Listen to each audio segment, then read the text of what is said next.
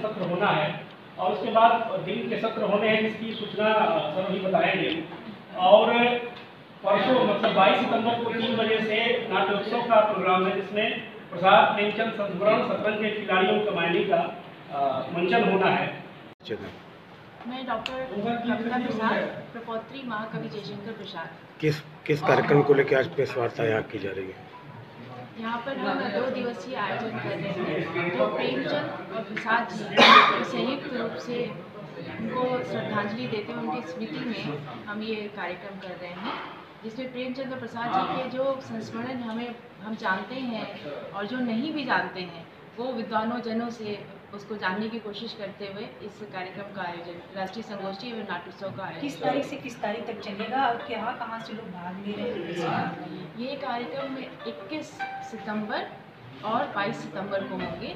21 सितंबर को राष्ट्रीय संगोष्ठी कर रहे हैं जिसमें पूरे भारतवर्ष से हमारे विद्वान जन आ रहे हैं, स्पेशली दिल्ली से, मथुरा से, आगरा से विद्वान आ रहे हैं जो रामेश्वर से रामेश्वर राय हैं जो हिंदू कॉलेज दिल्ली विश्वविद्यालय से आ रहे हैं, मथुरा से शशि किरण जी आ रही हैं डॉक्टर, और आगरा से डॉक्टर अनुपमा चतुर्वेदी जी आ रही हैं और पूरे भारत से शोधार्थी भी आ रहे हैं जो प्रसाद के ऊपर काम कर रहे हैं और जो हिंदी से जुड़े हुए हैं सारे शोधार्थी पूरे भारत से आ रहे हैं। कविता जी क्या विशेष है इसमें विशेष ये है कि ये पहली बार 2 साहित्यकारों को संयुक्त रूप से श्रद्धांजलि देते हुए कार्यक्रम हो रहा है। इसके पहले जहाँ तक मेरी जानकारी है 2 साहित्यकारों को लेकर के नहीं करते, या तो फिर एक साहित्यकार पर होता है या फिर किसी कालखंड को लेकर करते हैं, लेकिन यहाँ पे इन 2 साहित्यकारों को ले रहे हैं जिनके बीच में बहुत ही मित्रवत संबंध था।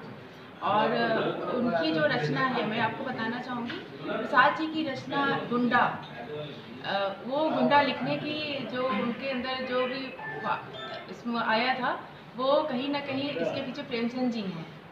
उन्होंने कुछ कहा था जिसपे जो है प्रसाद जी ने जो है गुंडा लिखी। तो ये कहानी बताऊँ आपको, समय तो बता। तो और फिर उसके बाद जो है कंकाल जो उपन्यास आप देख रहे हैं उसके पीछे भी जो है प्रेमचंद जी का ही है।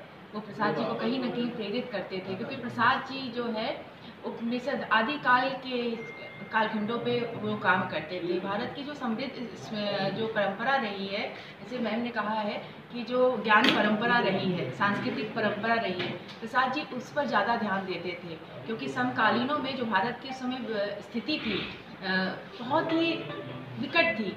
तो आने वाले जो हमारे भविष्य था वो आने वाले लोगों को, इसीलिए उन्होंने साहित्य की रचना की वो अपने भारतीय ज्ञान परंपरा समृद्धि को पहचान सके। संस्था की स्थापना कब हुई और किस उद्देश्य को लेकर की गई? संस्था की स्थापना जो है 2010 में हुई थी। ये मैं आपको विस्तृत रूप से बताना चाहूँगी।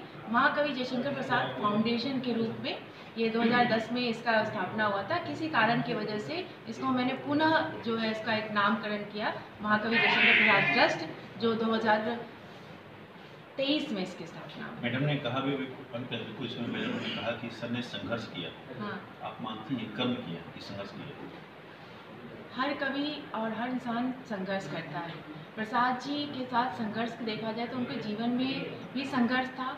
उन्होंने अपने बहुत ही कम आयु में उन्होंने अपने माता पिता, बड़े भाई और 2 पत्नियों का वियोग सहा और भी लोगों का वियोग सहा, और साथ ही पारिवारिक बंटवारा में आर्थिक जो है संघर्ष था वो भी था। सबको पूर्ण करते हुए उन्होंने इतनी अच्छी साहित्य हम लोग को दिया है जो सच में हमारे लिए बहुत ही, अगर हम कहें तो ये चिरकाल तक, जब तक भारत रहेगा, जब तक विश्व रहेगा, तब तक कमाई हमारे सामने एक मार्गदर्शन के रूप में हमको प्रस्तुत करेगी जो वो हमें जो है मानव के रूप में स्थापित करती है। क्योंकि भारत को भारतीयता और भारत का जो मानव है वो शायद पूरे विश्व का इसीलिए नेतृत्व करता है। तो कामायनी के माध्यम से मुझे लगता है कि ये चीज़ें जो है पूरे विश्व में फैलेगी। ठीक, इस कार्यक्रम को लेकर मैम जो है क्या कहना चाह रही हैं? जो आज प्रेस वार्ता रखा गया, संगोष्ठी के आयोजन किया जा रहा है, इस पर क्या कहना चाह रही हैं? देखिए, 2 साहित्यकारों का जिनका कि वाराणसी से बहुत गहरा संबंध हो और जिन्होंने अपने अपने क्षेत्र में परचम था, महाकवि जयशंकर प्रसाद जिनके बारे में जितनी भी बातें कही जाए कम है, और मुंशी प्रेमचंद, दोनों ही ऐसे साहित्यकार थे जिनके ऊपर संगोष्ठी कर करके केंद्रीय उच्च विद्यालय संस्थान खुद अपने आप को बहुत लकी फील कर रहा है।